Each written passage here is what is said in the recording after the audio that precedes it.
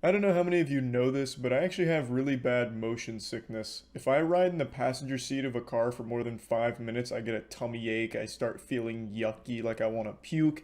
If I bend down to pick up like a dog toy too quickly, I'll get immediately sick. Like my motion sickness is awful. But I wasn't always such a weak, fragile, tarnished specimen that I am today. And it's not something that just developed naturally. We all understand that aging is cringe. There's nothing more embarrassing than getting older. Because as you get older, things just start breaking down, shit doesn't work the way it used to. It sucks. But I didn't develop motion sickness just because I started to become like a geriatric old man or anything. I can trace back the day I developed motion sickness, a day that changed my life. It was a day spent at a theme park with a friend of mine named Andrew, a friend that you probably know from YouTube as Hugbees of How It's Actually Made fame. Him and I have been friends for about a decade now, and back when I was around 18 or 19, we decided we'd have a little fun out in the sun for a day, and we took a trip to Busch Gardens, Tampa, Florida. For those that don't know, Busch Gardens is an amusement park, kind of like Universal Studios or Disney World. It's just like a giant theme park with roller coasters and shit. But the theme is Florida Man. And it's a pretty fun park, actually. I used to love Busch Gardens. They had all kinds of like weird and wacky foods back in the day. And I use the term food lightly. There was one spot in there that would sell basically just fried grease, just like actual fried motor oil. So you just take a bite and it was just nothing but oil and grease that just blew up your mouth. I used to love that kind of shit, just little grease pops or whatever. Just a scrumptious little treat. One time I even saw a dude full-blown cranking his hog in the parking lot, just really jerking his meat, pretty tough out there. So Busch Gardens could get wild, but it was a park I always enjoyed going to. But the main appeal of Busch Gardens was roller coasters, as well as animals, because it kind of like doubled as a zoo. They had a lot of animals there, so there was a lot to do. It was a very interesting theme park. It still exists. I just don't go anymore. We'll get to that in a second. But the thing is, the main appeal of the park was thrill seeking. It had some really cool roller coasters, especially for its size. Busch Gardens isn't like massive or anything, at least not compared to the big boys. It's a pretty small, relatively speaking, amusement park, but it had some dope ass roller coasters. And I was an adrenaline junkie when I was younger. I used to love roller coasters. I used to think that shit was amazing. They had one at Busch Gardens called Montu where it had you going like 90 miles per hour the entire time. Felt like you were traveling through different dimensions. Felt like I was Barry Allen about to turn back the clock on the world going backwards in time. It was nuts. It was so fast. And I loved it. I used to be a huge roller coaster guy. And Andrew was too. And so when we went to Busch Gardens, Andrew had this great idea of riding like every roller coaster there twice or something. I don't remember exactly what it was, but it was riding every roller coaster there an absurd amount of times, which to me wasn't anything uncommon because I'd done that before. Busch Gardens never really had huge lines or anything. It was never like Disney World where things had a 40, 50-minute wait. You could usually just line up and be on the ride within 10 minutes. So I used to ride roller coasters multiple times. Like Shikra was their big one. It has like 90-degree drop and you just go straight to hell. It had a lot of big roller coasters and I'd ride them multiple times in a trip. So when Andrew pitched this idea of like, let's go absolutely fucking insano style, let's get outrageous today with the amount of roller coasters we were gonna do, I was like, yeah, I'm gung ho, I'm down. Let's get crazy, let's get wacky. Little did I know that decision was gonna change my life forever. So it's about 3 hours into the day. We've rode a ton of roller coasters and we're still planning to ride more. And I, at this point, had never really experienced bad motion sickness. Occasionally, I would get like sick in a long trip in the car or something if I was trying to like read a book or whatever. But I never actually got motion sickness. And around this time, like my stomach was feeling a little weird, so we got some food in order to try and like settle my stomach. Didn't really do much, but I didn't want to ruin the day, so we kept riding roller coasters. It kept getting worse. But then we decided to ride the wooden roller coaster. I think it was called Gwazi. It was this roller coaster made out of the oldest wood imaginable. I wouldn't be surprised if it was wood used on Davy Jones' ship back in the fucking 1400s or whatever. Just like this old driftwood, they made a roller coaster out of it, and it was cool. You definitely felt that sense of danger, like anything could happen. It could collapse at any moment. That shit looked like plank from Ed, Edd n Eddy. It wasn't like high quality wood. It was terrifying, but I liked the ride. Andrew liked the ride, and we rode it, I think, once or twice. I don't remember. But after riding it at either the second time or it might have even been the first time now, I don't remember. I got so unbelievably sick. I was stumbling out of the roller coaster exit. I didn't puke or anything. I couldn't puke. My body wouldn't let me. It was holding on to like any bit of nutrient or anything that it could. I was stumbling, falling over myself, like slurring my speech, telling Andrew like something's wrong here. And Andrew was like, "No, I'll tell you what's wrong. It's called you being a pussy. We still have to ride Scorpion next." So I was like, "Yeah, he's probably right. That's probably what it is. I'm just suffering from a bit of sore butthole from being a sad piece of shit."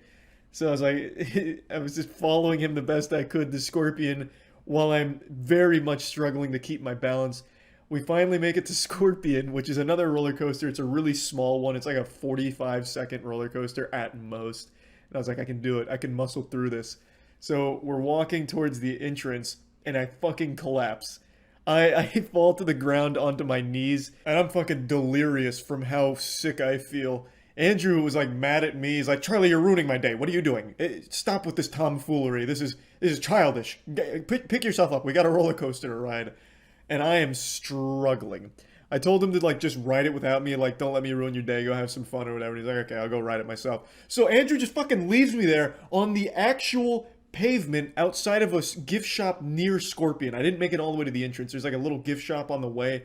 And I'm just lying there, literally like almost face down. I'm on my knees, hunched over, and no one's even stopping to check on me. I'm sure employees could see me. I'm right outside of a gift shop. I am over there like clinging to life the best I can. The world is spinning. I am absolutely having a rough go of it. And I eventually do lay down, like full blown just lay down out there on the pavement. And I took a nap. I don't think I like blacked out or fainted or anything because I distinctly remember like putting my arm out and like laying down and going to sleep, hoping that when I wake up, Andrew would be off the coaster and I'd be feeling better. So I take a nap. I just KO for like, I don't know, however long it took Andrew to get there, maybe like 10 minutes. He wakes me up, probably thinking I was a corpse at this point, but no one even bothered to check. I mean, I guess it is Florida, so you shouldn't be surprised to see corpses just on the side of the road and I guess in amusement parks because no one bothered to look after me or make sure I was okay. So I'm just laying there. Andrew wakes me up. And luckily, I did feel a little bit better, and he had enough of his roller coaster rides for the day. He's like, "Okay, we can just go now." So we left, and later that night I started feeling better. But what happened as a result was a lifelong change. I developed severe motion sickness from that. I never really had bad motion sickness before that day, but afterwards, I got it bad and still do have it bad. I can't ride roller coasters anymore at all. I can't even ride like the kiddie coasters. I get sick if I try and like skateboard a little too fast or like try and do like quick movements on a basketball court or something. I'll make myself really dizzy and feel yucky. Like I said, riding in a car for like more than 5 minutes as a passenger, I get sick feeling. Driving doesn't really trigger it for me, but when I'm a passenger in the front or back, I just start to get sick just when we're moving for too long. And all because of one day at an amusement park where a friend of mine and I decided we're going to ride a lot of roller coasters and go crazy. So yeah, I just wanted to share this story because I recently got reminded of it by Andrew. He brings it up like once every year, just like, "Hey Charlie, remember when we went to Busch Gardens that one time? Now you can't ride roller coasters anymore." Yeah, it kind of fucking sucks, doesn't it? I was actually riding a roller coaster like 2 months ago. Yeah, you would have loved it. So he brings it up occasionally and it reminds me, and I just thought I'll share the whole story here. And maybe someone can learn something from it. Like, hey, don't push yourself too hard, right? You don't want to go too hard in the paint. Maybe just, play it a bit easy. Listen to your body. Nature will tell you what needs to be done. Maybe you don't need to ride a roller coaster 100 times in a day. So yeah, that's about it. See ya. What's up everybody, it's Critical. About 2 months ago I mentioned in a video that I had OCD when I was growing up and throughout my teenage years, most of my teenage years. And since then I've been getting a lot of emails and questions in general about how I was able to get rid of it or at least keep it under control. So I wanted to talk about that. So this is for anyone out there that has obsessive compulsive disorder, and I hope I can help you out a little bit. So my universe got ass blasted when I was around 12 years old. I started having these routines that I needed to follow or else I just didn't feel right. And then eventually these routines evolved into these rituals that I absolutely had to follow and could not break. And they were very weird rituals. I mentioned one of them in that video 2 months ago, but there was at least 100 different rituals. I had to sleep in a certain position on my bed. I couldn't even go to sleep unless I put on the movie National Treasure every fucking night. So I had that movie run every night for 2 years, and I'd just fall asleep during it. And God forbid if that CD ever got scratched, I just wasn't sleeping that night. I also had to make certain facial expressions when I was watching porn. This isn't a joke. And it had to be the same porn video. I watched the same porn video for I don't know how many fucking years. And I had these set times in that porn video where I had to make a certain expression or else I just couldn't jerk off. I'd have to take a 5-minute break and just let myself recuperate before I could go back at it. It was a horrible time, really. I mean, I'm kind of laughing at it now, but then it was horrible and I was miserable. At first I thought it was normal behavior. I thought to myself, well, I'm sure every young man out there is making fucking Regis Philbin facial expressions like he's on Who Wants to Be a Millionaire every time they're trying to choke the chicken, so I didn't think anything of it. But after a while I started to think, this really can't be normal. I don't want to live in a world where there's a bunch of people doing these stupid rituals that I'm doing. So I googled it and narrowed it down to 2 possible ailments, the first being obsessive compulsive disorder, and the second a faulty wireless router. I thought I could confidently scratch off the latter, so I was left with OCD. Then I had this debate with myself if I should go see a professional about it, a therapist, because I was almost 100% sure it was OCD. All the pieces just fell into place like a jigsaw puzzle of anus. But then I thought, they're probably going to prescribe me medication, and I didn't have a lot of faith in the medication a therapist would have prescribed me because I thought, one, the medication would either perpetuate the illness further and I would have to keep going back to them to get more drugs that would cost my family a lot of money and it wouldn't even solve the problem, and I definitely didn't want to do that. Or 2, would make it worse because I had read that shit sometimes makes it worse, and I definitely didn't want to take that chance. I don't even know how it could have gotten worse. I guess it would have just had to follow like a specific set of steps every single day and never deviate from these specific walking patterns. I have no idea how it could have fucking gotten worse, but I didn't want to take either of those chances. So I thought it would be best for everyone if I just tried to figure it out by myself. Now, I was really good at hiding it. None of my friends knew I had OCD. No one knew I had OCD outside of my family, and even my family really didn't know the extent of it. They only knew some very small bits and pieces of it. And I feel like a lot of people with OCD are really good at hiding it, so you would never know if somebody actually has it. And that means that they don't ask for help, and I didn't either. But looking back on it, it really probably would have been beneficial if I involved some people in helping me get over this. But I didn't, and I eventually did figure out a plan that got it under control and pretty much got rid of it. So I looked at it in a big scale. I knew I was in control of my actions. I knew I was the one doing these rituals. I was making this conscious decision to do these things, and I was in control of that, nobody else. So I knew I couldn't just break these rituals, get rid of them all at once. I had to go in small steps in order to do this. So I started to break them down into smaller rituals. I started to break them down piece by piece, making them just a tiny bit shorter than they were, or eliminating some very tiny things. And the first one I really targeted was one I had with eating. I had to eat a meal at an exact time every day. I had to eat each meal at an exact time, and you started to make bargains with myself. I would eat this meal a little bit sooner or this meal a little bit later, and that was the first thing I really went after because that was something very small that I could control every time. So I started to change the meal times up, and once I started to get those more flexible, I was eating meals 30 minutes sooner or whenever I felt like, then I started to go for the bigger ones and make those a little bit shorter. Instead of sleeping in a specific position on my bed, I would move over a little bit, or I would do this, or I would do that, stuff like that. The National Treasure one I had already gotten over because the DVD actually did break, thankfully. So after 2 years of being hostage to Nicolas Cage's acting in that movie, despite it being a pretty decent movie, I was finally free of that one. So that was before really I knew I had OCD. But with the sleeping habits, I managed to just convince myself to sleep in different positions, different sides of the bed. And I just started making these little changes to my rituals, and eventually I made the changes bigger and bigger and bigger until eventually I could convince myself to just not do the ritual at all. The ritual is so short and consisted of so little things. What's the point in even doing the ritual? And I was able to do that. I was able to just not do the rituals, and now I don't do any of it anymore. Now, there are still a few remnants of my OCD that I just cannot seem to get rid of. For instance, my YouTube profile picture has been the same negative 50p image for the last 7 years, and I just cannot, no matter what, convince myself to change it because I feel it would just cause such a discomfort to me. And a few other little things that are still reminding me of OCD are still there because of OCD.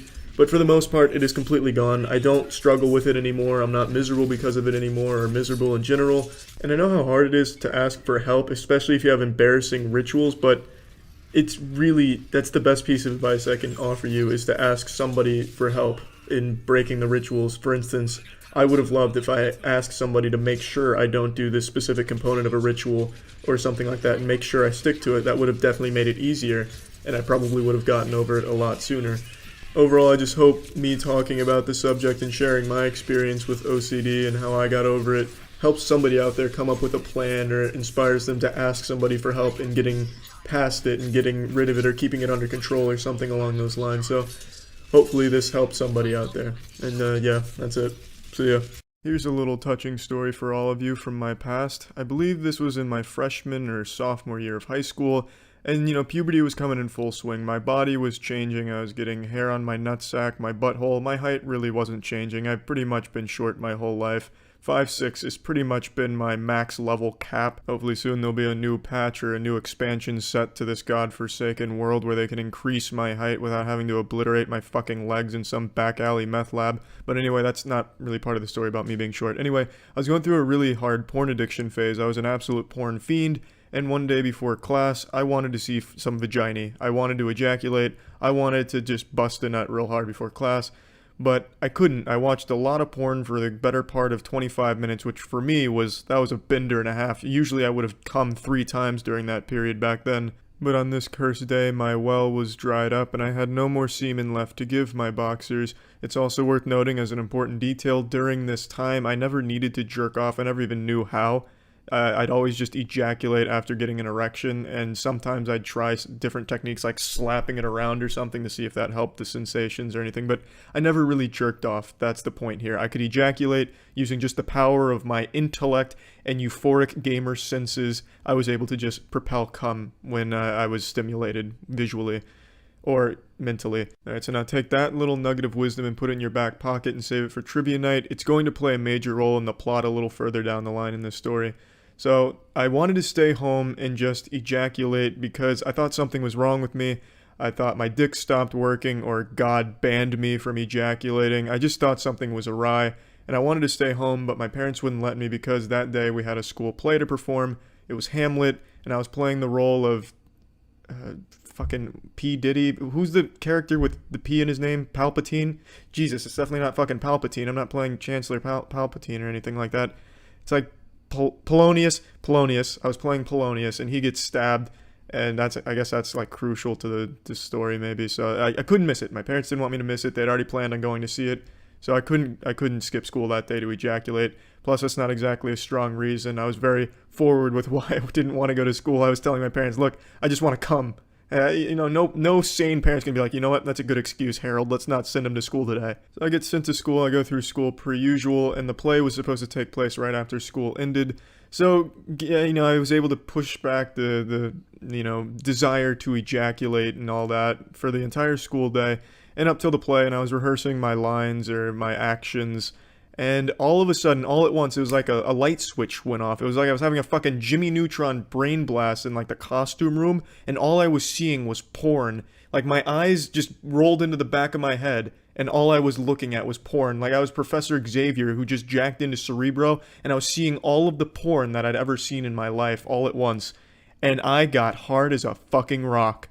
And I knew that was dangerous because, like I said earlier, I never needed to like physically stimulate myself to ejaculate. So I'm sitting there in my Polonius costume on the verge of just blowing a hard load into it right before going on stage, and I'm panicking because we're about to perform this play and I have some shit I gotta do in the play. Like, I'd hate to be the guy that gets stabbed in the play, the curtain rolls back, and then all of a sudden I'm just laying on the floor with a boner and a wet spot in front of the whole school and all the school's parents. That'd be terrifying for all of them and myself. So I'm trying to brainstorm ideas. I didn't want to just go blow a load into the toilet because that thought never really occurred to me then. So my plan was to just start chugging water as quickly as I could and just try and pee out my erection. I thought that would work if I just kept urine flowing the best I could. I only had like T-minus 20 minutes till showtime, so I killed like 2 water bottles and the plan worked. I was able to like basically piss out all of my boner, and I was able to perform the play the best I could. But the lesson here is, No half measures. If you feel like you need to ejaculate, then fucking do it. Get it out of the way, because you never know when it might come back to haunt you.